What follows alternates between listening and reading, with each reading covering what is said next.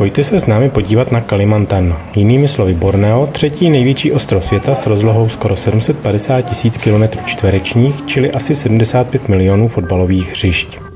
Kalimantan je vlastně celý ostrov, malajská část se nazývá Borneo, což vzniklo díky portugalskému zkomolení názvu státu Brunei. Ostrov se nachází v jihovýchodní Asii mezi Indickým a Tichým oceánem v souostroví Velké Sundy. Po 5hodinovém letu do Dubaje a po dalších 4 hodinách čekání na navazující 8hodinový let konečně přistáváme v hlavním městě Indonésie na ostrově Java v Jakartě.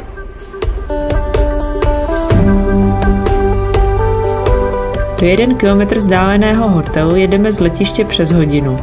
Po příjezdu konečně večeříme, přespáváme a v 5 ráno už jsme opět na letišti na hodinový přelet na samotný Kalimantan.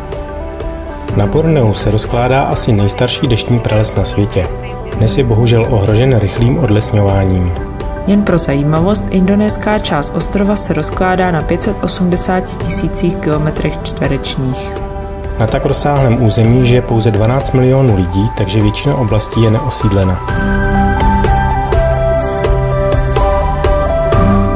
Z letiště ve městě Pangkalan Bun nás místní průvodce Emen veze do přístavu Kumai, kde se naloďujeme na tzv. Klotok, dvoupatrovou úzkou loďku, která bude po následující 4 dny naším domovem.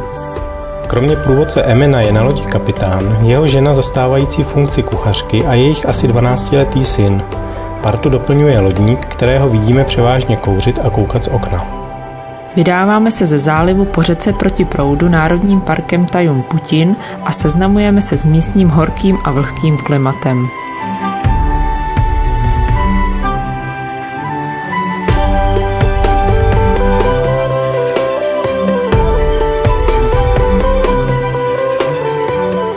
Zanedlouho nás čeká první zastávka u místa, kam strážci parku 2krát denně nosí banány a kam se tak stahují orangutani z celého okolí.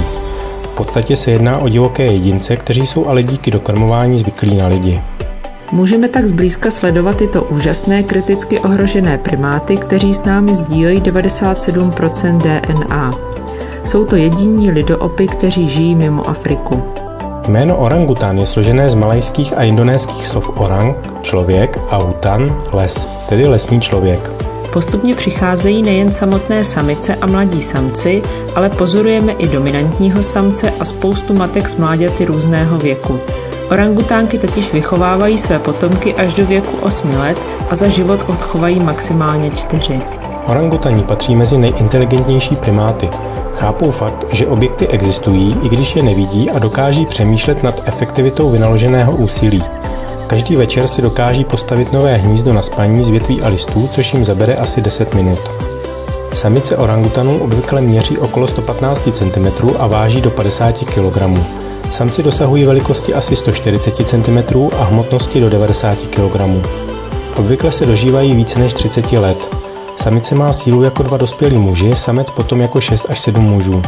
Dominantní samci mají výrazné laloky na tvářích a hrdelní vak, který jim umožňuje vydávat hlasité volání. Orangutáni patří mezi mírumilovné jedince, ale při vylekání nebo ohrožení dokáží i zaútočit. Jejich potravou je asi z 80% ovoce, zbytek tvoří listy, hmyz, med a dokonce občas i ptačí holátka.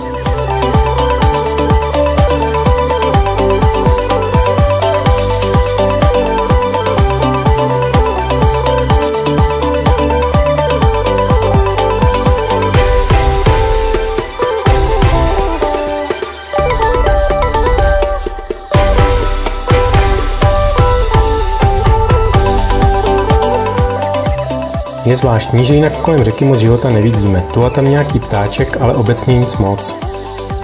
Sledováním opic a života kolem řeky trávíme 3 následující dny, kdy se posouváme proti proudu řeky až do proslulého Camp Leakey, založeného v roce 1971 a pojmenovaného podle proslulého paleoantropologa Louise Leakeyho. Funguje zde záchranná stanice a muzeum, což má ale za následek, že díky své známosti je oproti jiným místům plné lidí. S radostí vítáme nápad průvodce, že nás na místo krmení vezme oklikou džunglí. Sice jdeme déle, ale ne s davem a procházíme se krásně pralesem. Krmící zóna je skutečně obležena davem turistů. Oproti jiným místům jsou tu dokonce lavice v několika řadách. Úroveň návštěvníků se ukazuje při cestě zpět, kdy jde přímo proti nám po cestě orangutanka s malým a všichni lidé jdou dál bez povšimnutí. Jediný, kdo se zastavuje, jsme překvapivě my 3.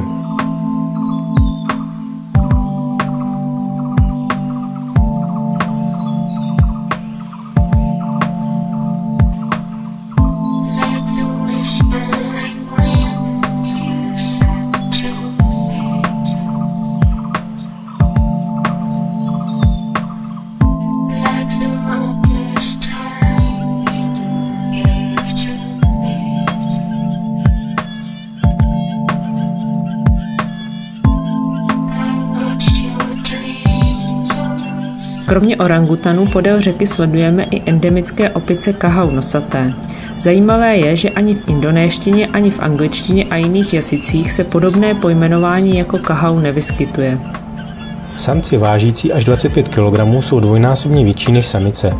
Jejich domovem jsou mangrovové pobřežní pralesy, kde žijí až v 20členných rodinách dominantního samce. Rodin spolu může žít i několik v jedné velké tlupě. Tyto opice se živí výhradně listy stromů, mladými výhonky rostlin a nezralými plody. Aby mohli celulózu strávit, mají podobný trávící systém jako krávy, žaludek se 4 oddíly a prodloužená střeva. Činností trávicích bakterií dochází k tvorbě plynu, který kahauovi před výstupem z těla nafoukává pružné břicho. Je to přísný potravní specialista, který nemůže žít v oblasti s jiným druhem potravy. Za potravou se vydávají i přes největší řeky. Prsty na zadních nohou mají totiž částečně spojené plovací blánou. Nejznámější ozdoba kahau, obrovský nos dospělých samců, se mohl původně vyvinout pro účely plavání. Samice a mláďata mají totiž nos také zvětšený, ale ne zdaleka tolik, co dospělí samci. Právě tolik na to, aby ve vodě fungoval jako malý šnorchl.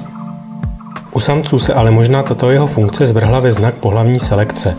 Samicím se nejspíš kdysi líbili samci s nejdelšími šnorchly, takže se nos jejich potomků po generaci zvětšoval až natolik, že svou původní funkci šnorchlu úplně ztratil.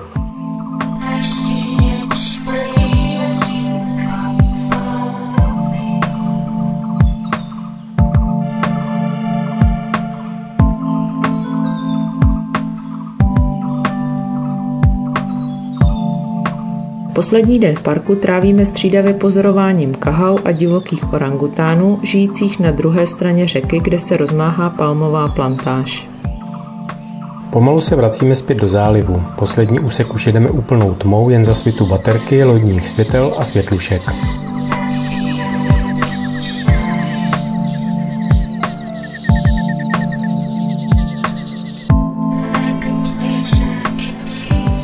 Národní park Tajum Putin se s námi loučí prudkou přeháňkou, takže na letišti dostáváme deštníky, které před letadlem zase vracíme. Po přeletu do Balikpapanu v provincii Jižní Kalimantan si bereme taxík a dopravujeme se do Sambodža Lodge, kde trávíme další 3 noci. Hned ráno jdeme s novým průvodcem Andou do záchranné stanice medvědů malajských. V angličtině se tento medvěd nazývá sunbear a v indonéštině jako medový medvěd. Je nejmenším medvědem na světě, z dálky vypadá asi jako velký pes. Kohoutku měří jen 70 cm, tělo má dlouhé do 1,5 metru a hmotnost kolem 50 kg. Je většinou černý a na krku má oranžovou skvrnu ve tvaru podkovy.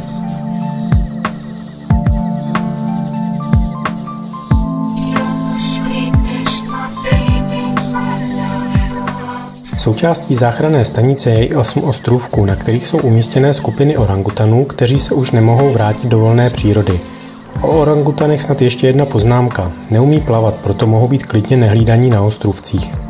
Jak orangutani, tak medvědi zde umístění pocházejí z různých zoologických zahrad, od soukromých chovatelů a cirkusů z celé oblasti. V Indonésii jsou tato zvířata přísně chráněná a jejich chování i v zoologických zahradách je zakázáno. Zoologickou zahradu v Indonésii si totiž představte jako kotce o rozměrech metr krát metr, ne rozlehlé pavilony a výběhy, tak jako jsme zvyklí vidět u nás.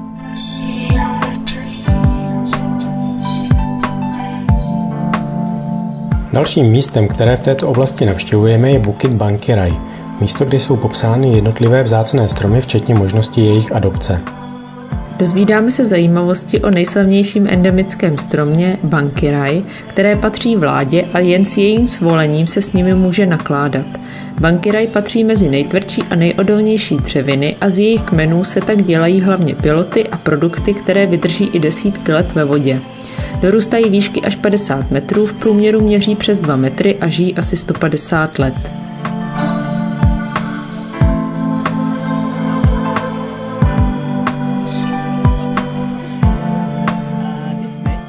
Součástí areálu je i kanopy, lávky v korunách stromů.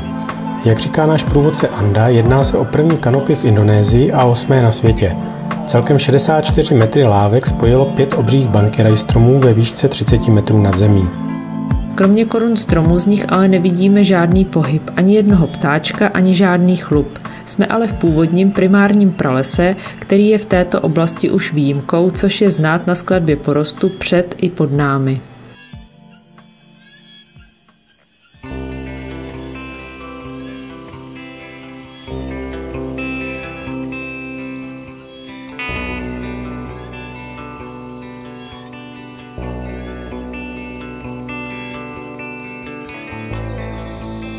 Při cestě zpět nám ještě Anda ukazuje strom, který už je na konci svého života a brzy ho pokácí a nechají ležet. Jen musí dobře plánovat jeho pád, aby nezničili jiné vzácné stromy v okolí.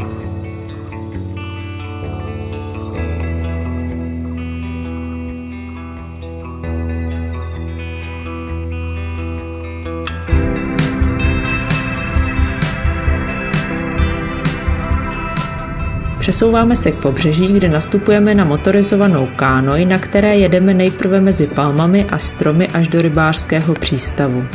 Na řece vidíme spoustu plastů, které ranní příliv přinesl do celé oblasti. V těchto místech se ale místní asi i díky turistům snaží pokaždé během dne plasty uklidit. Musíme uznat, že se jim to celkem daří, očekávali jsme to mnohem horší.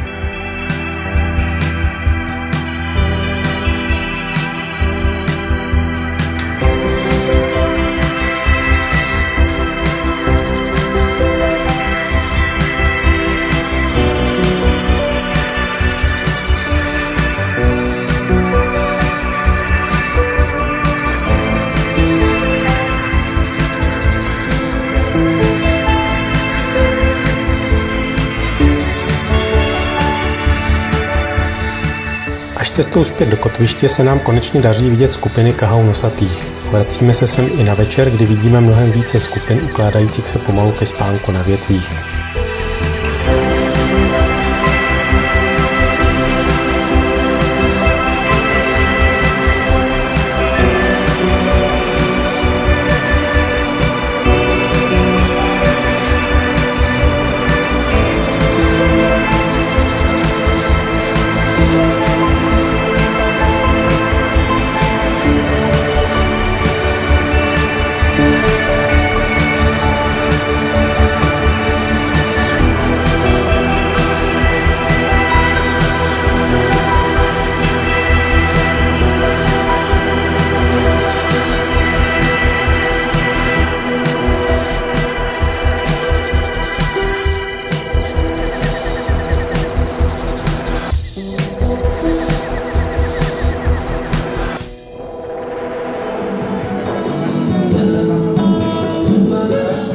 Poslední zastávkou je oblast severního Kalimantanu. Na letišti nás vítá tradiční dajatská hudba. Jejich zvláštní kytara se jmenuje Sapé a má 4 až 6 strun.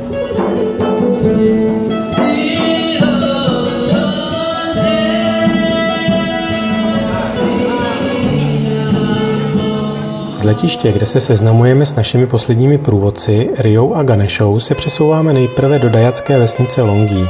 Tady nám místní umělecký soubor představuje své tradiční oblečení a tance.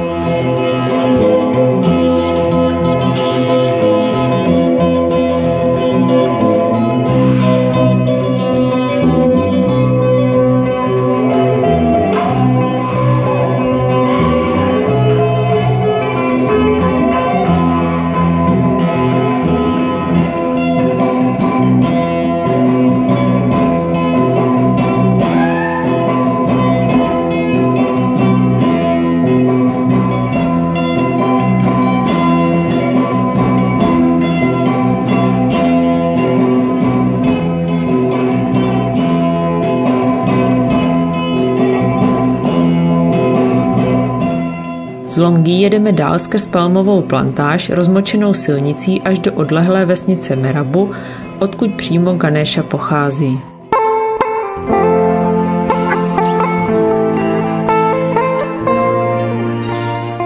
Po úvodních zmatcích nás ubytovávají u náčelníka kmene. Naše obavy zahání sdělení, že dříve obávaní lovci lebek už přes 300 let nikoho nesnědli.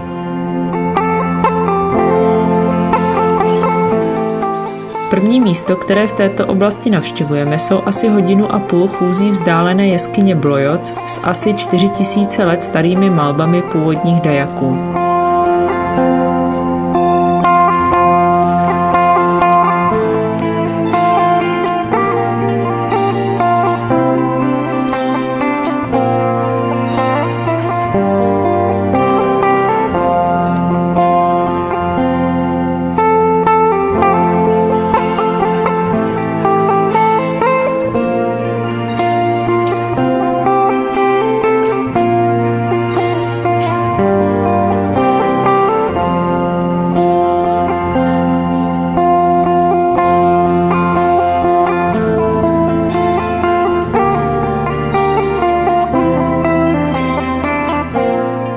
Jeskyně je tma jako v pytli, takže si radši ani nepředstavujeme, po čem šlapeme a čeho se za svitu čelovek dotýkáme.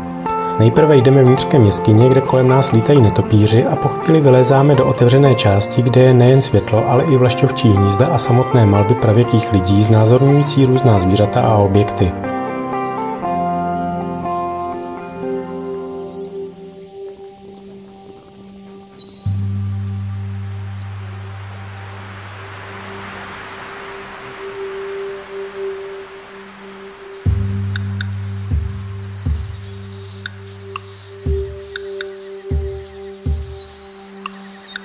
Z jeskyně vylétáme dronem a rozhlížíme se po okolní krajině a horách, které mají zajímavé tvary a jsou porostlé vegetací. Tam někam se druhý den ráno vydáme pěšky na vrchol.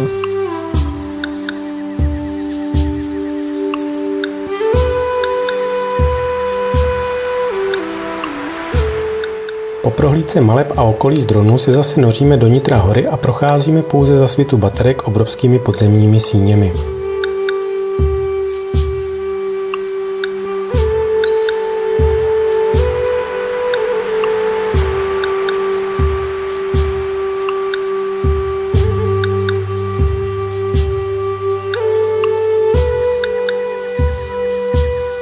Cestou zpět obdivujeme červa s názvem Luying, který se umí zbalit do dokonalé kuličky tak, že spíš vypadá jako nějaký ovocný plod či semeno.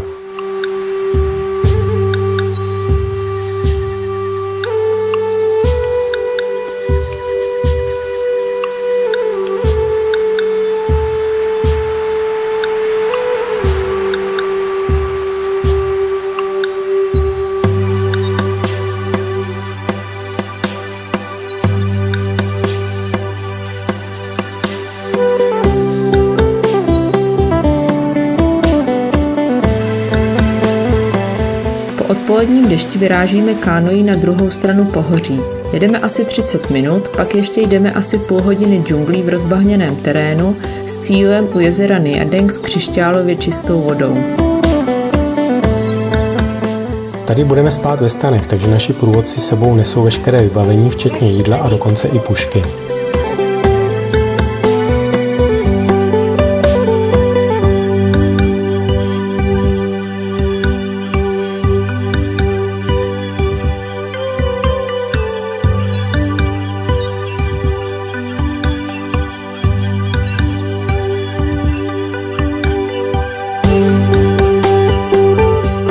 Brzy ráno, ještě za tmy, vyrážíme pěšky za svitu čelovek na vrchol Ketepu. Po prudkém stoupání náročným terénem si při cestě na vrchol opravdu saháme až na dno svých sil. Výhled z hory je ale impozantní, mraky pod námi se přelévají mezi skalami, za zády za kopcem vychází slunce, které dává krajině pod námi plastický ráz a pomalu rozpouští mlhu.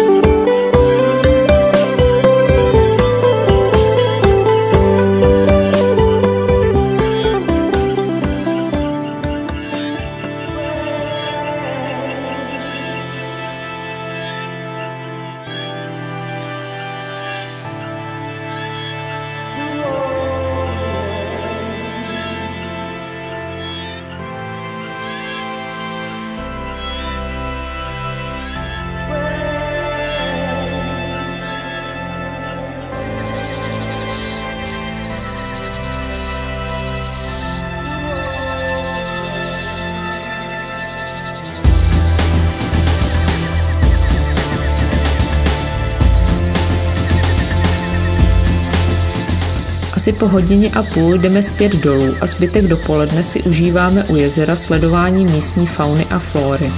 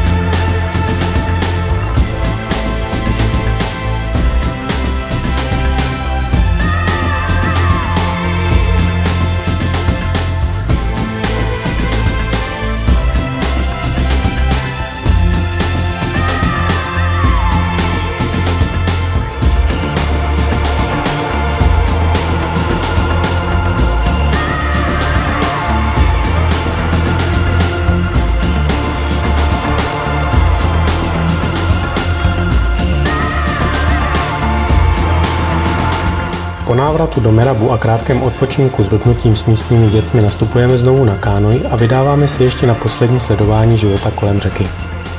Kromě kahau se nám daří zahlédnout i několik zoborožců a jednoho krokodýla. Bohužel vše je dost daleko, takže se nám je kamerou nepodaří kloudně zachytit.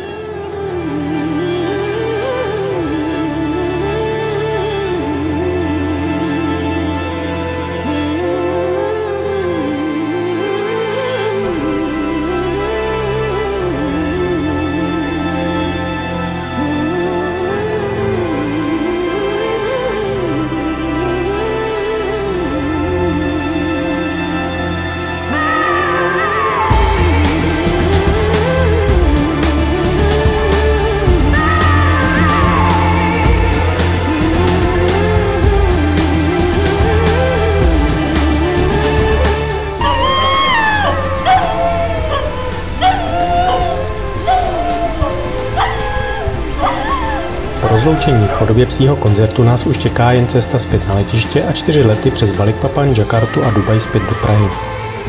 Opouštíme tak 3. největší ostrov světa plný zážitků s místní faunou a flórou, která je ale v některých částech kriticky ohrožena rozpínající se lidskou činností. Ať už v podobě palmových plantáží, uhelných dolů nebo jiným těžkým průmyslem. To je vidět převážně v pobřežních oblastech. Uprostřed ostrova je stále hodně původního pralesa, ale tempo, kterým dochází k odlesňování, se zrychluje a tak se může stát, že za pár let bude ostrov zcela zničen a zmizí tak endemická zvířata i rostliny. Zakončíme ale naši cestu pozitivně. Borneo má stále co nabídnout. Milovníkům přírody krásné scenérie, zvláštní zvířata, stromy a rostliny a bohatý je i podmořský život. Pokud se chcete toulat sami přírodou, můžete si naplánovat několikadenní či týdenní přechody ostrova bez jediné známky civilizace. Pokud vyhledáváte tropické ráje a máte rádi koupání, budou pro vás jako stvořené ostrůvky nedaleko pobřeží vypadající přesně jako z katalogu cestovních kanceláří. Takže nashledanou opět někdy v Indonésii nebo přímo na Kalimantanu. Selamat tinggal Kalimantan.